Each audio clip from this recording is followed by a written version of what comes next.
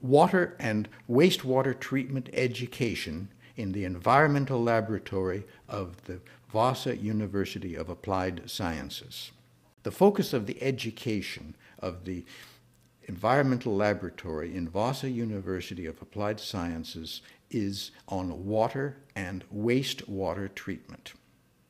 In addition to ordinary jar test apparatus and the most common analytic facilities, we have a few laboratory and pilot-scale apparatuses that can be used to demonstrate the most common processes and operations on water and in wastewater treatment.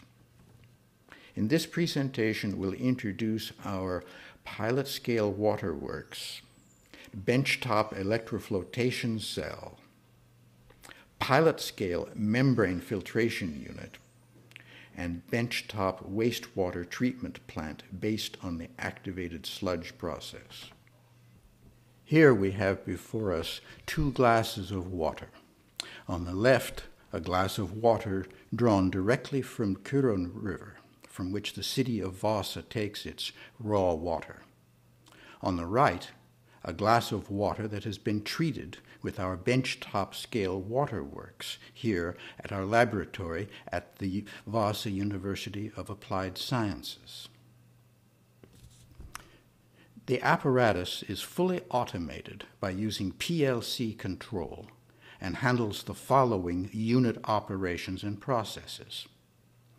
The first stage, clarification, is basically an aesthetic consideration, as we all know that people prefer to drink clear, transparent water. The second stage, disinfection, on the contrary, is fundamental. Removing of pathogens from the water is part of basic healthcare infrastructure. The third stage involves post-treatment to protect the distribution piping from corrosion. The color and turbidity of river water is caused mainly by colloidal-sized clay particles and humic substances. Although the density of these materials is higher than water, the particles do not sediment due to the small particle size. Chemical precipitation using iron salts encourages humus and particles to coagulate, forming bigger flocks that can be separated out.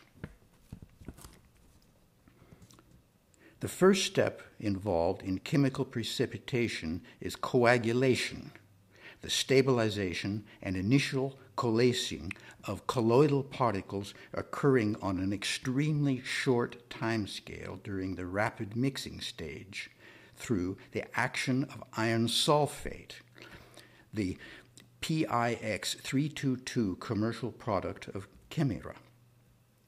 Flocculation is the longer-term process of growing larger particles from smaller particles formed by coagulation. During the low-intensity mixing in 3 consecutive basins, colloidal particles are bound to the resulting iron hydroxide. During the sedimentation, the iron hydroxide flocks entrapping the impurities are separated out by allowing them to settle to the bottom of a vertical flow clarifier. The flocks have a higher density than water and therefore tend to sink. The resulting sludge is pumped out from the bottom of the clarifier once every other hour.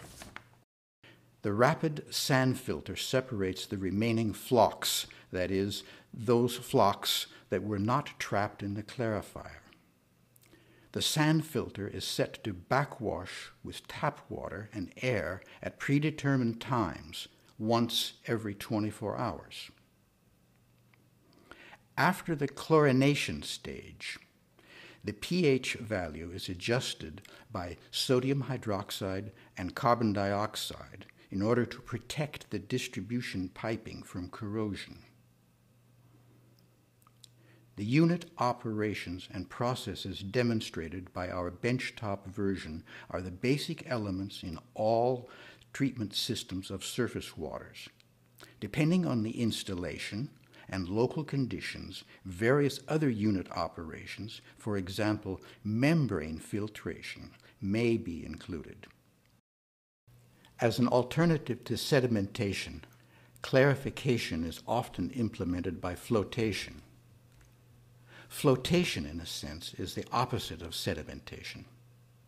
In flotation, the floc particles are induced to rise to the surface of the tank by entrapment of gas, usually air, within the mass of the floc.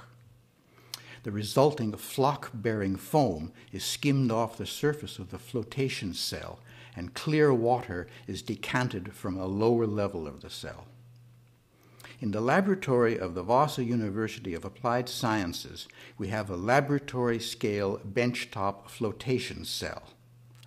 However, it is somewhat unconventional as it uses electrolytically produced hydrogen and oxygen as the flotation gases. Due to this electroflotation technology, the apparatus is small in size, highly portable, and convenient for even classroom demonstrations.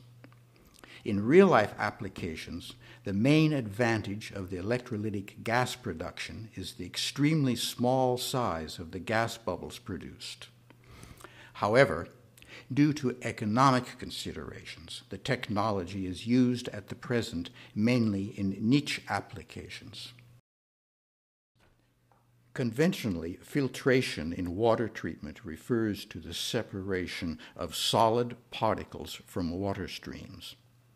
Membrane filtration, however, extends this application to include the separation of dissolved solutes. Probably the best-known membrane filtration technique is reverse osmosis used for the desalinization of seawater. It consists of forcing pure water with a high-pressure pump through a semi-permeable membrane that allows the passage of water, but not of dissolved salts. This process is not a simple sieve separation, but the main mechanism is diffusion of solution through the membrane. Other more common pressure-driven membrane processes are microfiltration, ultrafiltration, and nanofiltration, which can be classified according to the mean pore size of the membranes and the operating pressure. In the environmental laboratory of the Vaasan University of Applied Science, we have a laboratory-scale membrane filtration apparatus, which can be used to demonstrate all of the above-mentioned techniques. Our apparatus is based on the cross-flow principle. In a conventional filter, flow is perpendicular to the filtering medium, and all flow passes through the medium. In a cross-flow process, however, the raw water is fed parallel to the filtering membrane, with only a certain proportion of the flow passing as a clear permeate through the membrane. Thus, rejected material tends to be carried with the reject water, enriching in the concentrate or being continuously removed from the filter module. One advantage of such implementation is that the flow is continuously flushing the membrane and hence retarding its fouling, that is, the accumulation of dissolved species at the membrane surface and in the pore. Our apparatus consists of a 30-liter feed tank, one centrifugal pump producing operating pressures up to 16 bars, 2 parallel lines of water flow, 2 parallel flat sheet membrane modules equipped with pressure meters at both input and output ends, and a flow meter. The membranes can be easily exchanged as the flat sheet module is easily detached.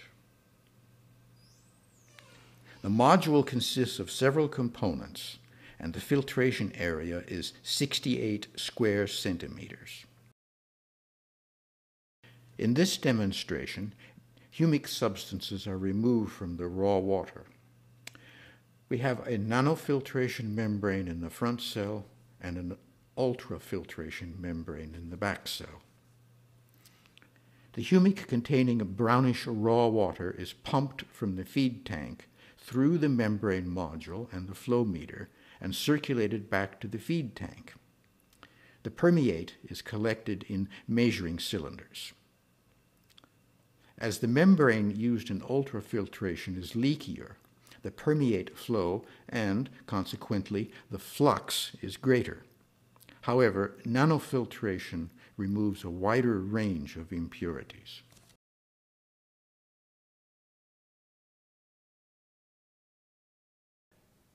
Normally, the first goal of wastewater treatment is the mechanical removal of solids such as rags, twigs, scraps of food, and dead rats by means of screens, sand traps, and sedimentation basins.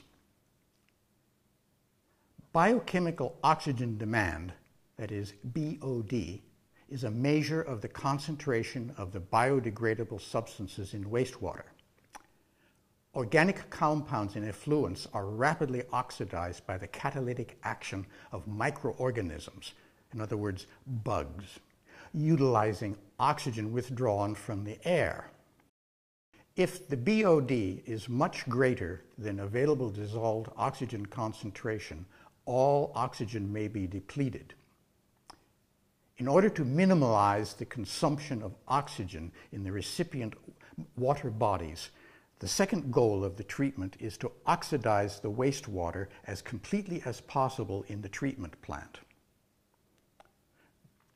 Phosphorus and nitrogen are the key nutrients that cause enrichment of natural water bodies, giving rise to excessive growth of aquatic plants and algae, a condition generally known as eutrophication. In most freshwaters, phosphorus and nitrogen are the nutrients which limit growth because of their limited availability in the natural aquatic environment. Hence, the reduction of phosphorus and nitrogen to a low level is the normally specified third goal for wastewater treatment. In the environmental laboratory of the Vaasan University of Applied Sciences, we have a laboratory-scale activated sludge plant. Our benchtop apparatus consists of a primary clarifier, an anoxic selector, a 10-liter aeration basin, and a secondary clarifier. The incoming effluent is pumped to the primary clarifier, then flows gravitationally via the anoxic selector to the aeration basin, where the microorganisms in the activated sludge take up and degrade dissolved organic contaminants in the effluent. This process consumes oxygen, which has been pumped into the basin, and results in the formation of carbon dioxide and new biomass, which must be periodically removed as excess sludge. From the aeration basin, the mixture of sludge and effluent flows into the secondary clarifier. The clear overflow is discharged into the recipient water, and the sludge taken from the bottom of the clarifier is returned to the anoxic selector to maintain a constant concentration of activated sludge in the aeration tank. In our apparatus, phosphorus removal is accomplished by precipitation using iron sulfate, which is dosed into the mixed liquor in the anoxic selector. All of the biological nitrogen removal processes involve an aerobic zone in which dissolved oxygen is used to convert nitrogen in the form of ammonium ions to nitrate ions. This oxidation process is called nitrification. To complete the objective of total nitrogen removal, nitrate ions are reduced in the subsequent anoxic stage to gaseous nitrogen. Our apparatus utilizes the pre-anoxic configuration in which nitrate produced in the aerobic zone is recycled back into the anoxic compartment, which is situated between the primary clarifier and the aeration basin.